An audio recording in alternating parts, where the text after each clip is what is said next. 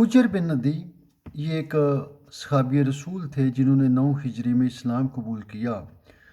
آپ نے مختلف جنگوں میں حصہ لیا، جنگ قادسیہ میں حصہ لیا، اور وہ علاقہ جہاں پہ آپ کی باڈی کو دفن کیا گیا شہادت کے بعد، وہ علاقہ بھی آپ نے ہی فتح کیا تھا۔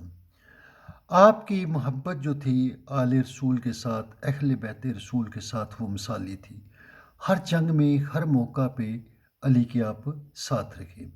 پھر جب معاویہ کی حکومت آ گئی، وہ بادشاہ بن گیا، تو معاویہ جو تھے رضی اللہ تعالیٰ عنہ، انہوں نے علی کے جو محبت کرنے والے تھے ان کو چن چن کے قتل کرنا شروع کر دیا۔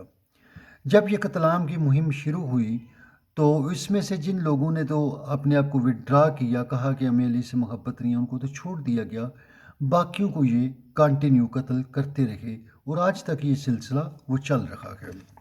بہرحال یہ کوفہ میں تھے، زیاد گورنر بن کے آتا ہے، علی پہ سب و شتم کیا جاتا ہے، چونکہ معاویہ کے گورنر وہ کیا کرتے تھے، یہ ان کو آرڈر تھا، آفیشیل آرڈر تھا، تو انہوں نے اس کو منع کیا اور غصے ہوئے۔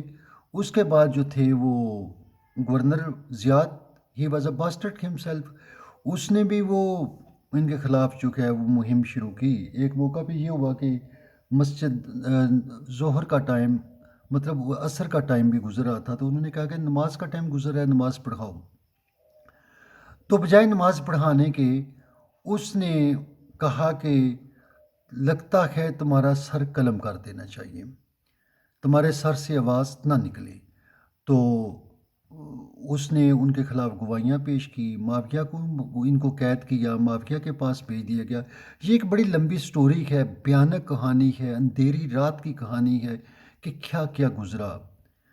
وہ بندہ جو انتہائی پرہیزگار ہے، اس کو الخیر کہا جاتا، الراغب عبادت کی وجہ سے اس کو کہا جاتا، اس کی دعائیں قبول ہوتی تھیں، اعلیٰ اخلاق اور کردار کا مالک ہے، انسانیت ہے، کوئی ظلم نہیں، کوئی جبر نہیں، کوئی بدی نہیں، بدکاری نہیں۔ دس از دا تھنگ، اسلام میں جو اسلام چل رہا ہے اس میں اعلیٰ ترین لوگوں کا قتل فرض ہوتا ہے اور ظالم ترین لوگ ترقی کرتے ہیں۔ یہی سوسائٹی میں if you have eyes to see then you can see with yourself۔ ان کے حدیث جو انہوں نے روایت کی ان کو اتھینٹک کہا گیا۔ بہرحال جب یہ معاویہ صاحب کے پاس پہنچتے ہیں تو ان کے سامنے شرط رکھی جاتی ہے، علی کے اوپر سب و شتم کرو یا قتل۔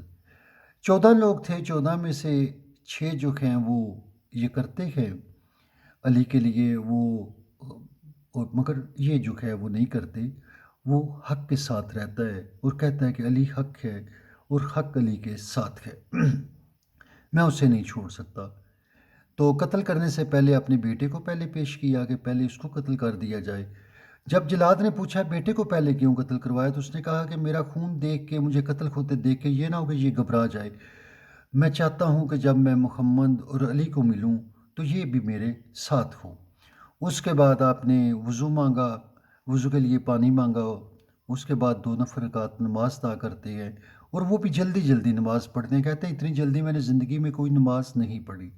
اپنا سر جلاد کے سامنے پیش کرتے ہیں اور کہتے ہیں کہ مجھے جب میں قتل ہو جاؤں تو میری جو زنجیریں ہیں، میرے اوپر جو چینز ہیں، وہ اتارنا نہیں ہے، میں اسی حالت میں اللہ کے سامنے پیش ہونا چاہتا ہوں، اور میں قیامت والے دن معاویہ کا گریبان پکڑ کے پوچھوں گا مجھے کس جرم میں تو نے سزا دی تھی۔ تو یہ ہے اسلام، یہ معاویہ رضی اللہ تعالیٰ عنہ کا دور ہے جو بہت بڑی ان کی تعریف کی جاتی ہے۔ میں آپ سے ایک سوال کرتا ہوں، کیا اس مذہب سے انسانیت کے لیے کوئی فلاح ہو سکتی ہے؟ کیا ابھی ریسنٹلی اسی حجر بن ندی کا روزہ مبارک توڑا گیا، اس کی جو باڈی تھی اس کو وہاں سے اکھاڑ پھینکا گیا، کہاں لے گئے؟ تو یہ آج پھر اسی کے اوپر حملہ ہو رہا ہے۔ آج بھی ہم مسلمان ہیں، کل بھی ہم مسلمان تھے، آج بھی ہم حجر کے اوپر حملہ کر رہے ہیں، کل بھی ہم حجر کے اوپر حملہ کر رہے تھے۔ وہ تو مسلمان تھا، وہ تو کلمہ گو تھا۔ کیا اسلام میں لوگوں کے لیے کوئی ہوپ ہے؟ انسانیت کو کوئی امید ہے اسلام کے ساتھ؟ کیا آپ کہتے ہیں؟ Do think, have good time.